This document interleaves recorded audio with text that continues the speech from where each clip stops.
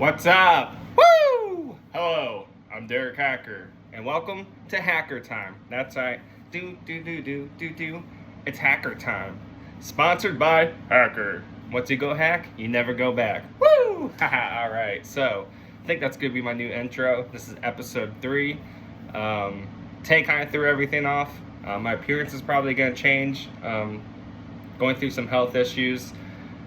0 to 100 very quick. I've been dealing with this the whole year, but it really, so yeah, just putting that out there. Once I know exactly what's going on, I'll update, but it's not good, but it could be worse. I don't know. I have no idea. But anyways, let's get to the episode. Episode 3.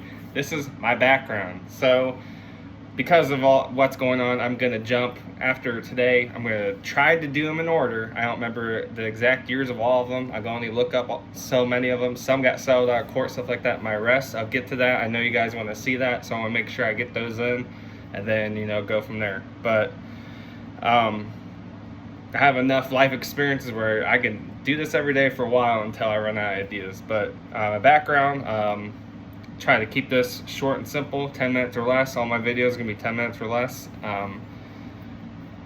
So background, I was born January 6, 1991 in Bluffton, Ohio. Then I moved to Columbus. I lived in Columbus Grove for the first 3 or 4 years.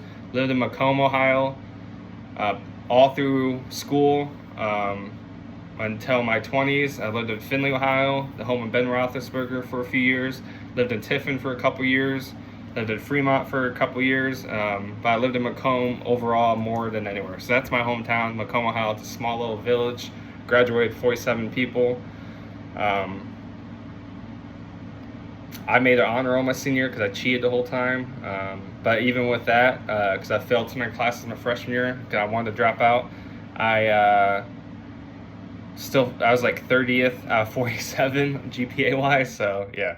Anyways. So growing up as a kid, my parents divorced when I was 8.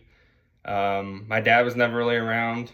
Did the weekend thing every other weekend, but when we all lived together, he would take money from me. He also has addiction issues, drugs, drinking. He drinks every day, and then gambling. I got that from him for sure. Always do those fantasies. I'm gonna win the lottery, get this big house, whatever, and I'd get all hyped up. Oh my gosh, I can't wait! And then he did hit the lottery my senior year, 100,000. Forgot you have to pay taxes on it, so that ended up not going in his favor. I got a car out of it as a free car. It wasn't great or anything. 2001 Ford Taurus. It broke down all the time, but still, I was 16, so it was cool. He got a brand new house, everything, lost all of it.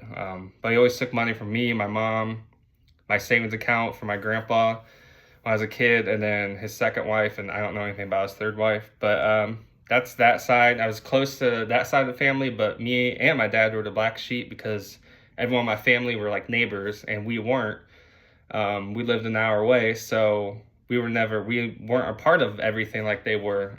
And everyone was rich except for us. So a lot of I just never felt a part of it. Like one time they had my birthday in March. My birthday is January 6th, and I was like, why even have it? Like it was like a slap in the face. They had my cousin's birthday on his birthday on January 5th, but they waited for mine to have it in March. And then one Christmas, I was the only one opening presents because my dad got me on Christmas, but since my 2 cousins were at their mom's, they waited to have Christmas the week after. So I missed Christmas. They chose. I mean, I don't know. So I never felt part of the family. My mom's side, I was never close. My grandma died. She was shopping for my first birthday card, turning 1 year old. She died on the toilet. And then my grandpa had cancer on my mom's side, right when my parents were getting divorced. A tough time for my mom. And after that, never really saw my mom's side of the family again. So I was never really had family traditions or nothing like that. Once I graduated high school, that was pretty much the end of me and my dad's relationship and the family on that side. After graduating, I got an apartment right away, but my cousin, life ended on his own terms, if you know what I mean. And then my aunt passed away suddenly with cancer, and then my grandpa in hospice. My grandpa was my hero. I was in hospice the whole time, watched him both my grandpas take their last breath. After that happened, I was done with family. I was like, I can't do this no more. So that was it family wise. Me and my mom have always been back and forth, but she never gave up on me, stuck by my side. And like the last, once I got sober this time around, I finally let go of that I had so much resentment, and I realized the problem was me. And like, I'm lucky she even stuck around this long. As far as she didn't give up a long time ago. But anyways, so growing up, mom's first boyfriend, we got a new house, brand new garage. My handprints on the garage because we built it ourselves, or we had it built. I think 1998, so or nine. Like greatest year ever. Sports, music. I mean, for anyone my age, that was like, Backstreet Boys, Korn, Limp Bizkit, NSYNC, Britney Spears, and then the Lakers are crazy. The '98 baseball season, 3 players had over 60 home runs, and anyways, and leave sports out of this. So trauma, the only I just can't say certain things, but the thing that sticks out the most, my mom's first boyfriend, beat me up a bunch, and then my mom kind of walked down one and she took his side and not my side, and because it took me for a long time to let that go. And I ran into him once. He had a smirk on his face, and my mom looked at me, and I had to walk out. I was like, I'm gonna get arrested. Luckily I was in the right set of mind that day, any other day. But anyways, so that's that. I always felt, because my mom was a single mom, as me and my half sister were both. Yeah, me and my sister never got along. She's been arrested like 50 times. I've been arrested 14 times. She always stole from me and my mom. One of the last times I went to jail, came back, all my stuff was gone. She took it. I don't know what she's up to or anything. I've talked to her in 7 years, I think. I've seen her. We just never talk. So we've never been close.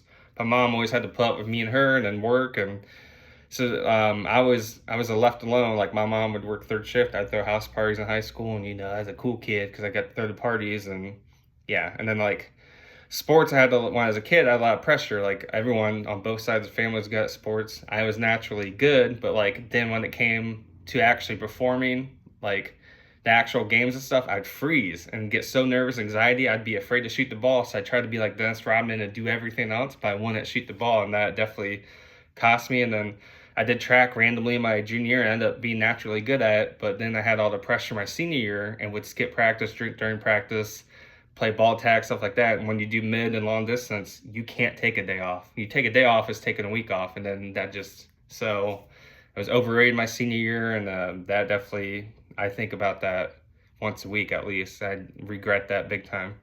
Relationships, first relationship, so my mom and dad married a bunch of times, but with me, my dad's been married 3 times, and then my mom never got married after my dad. That was her 4th marriage, but they both had multiple relationships going on.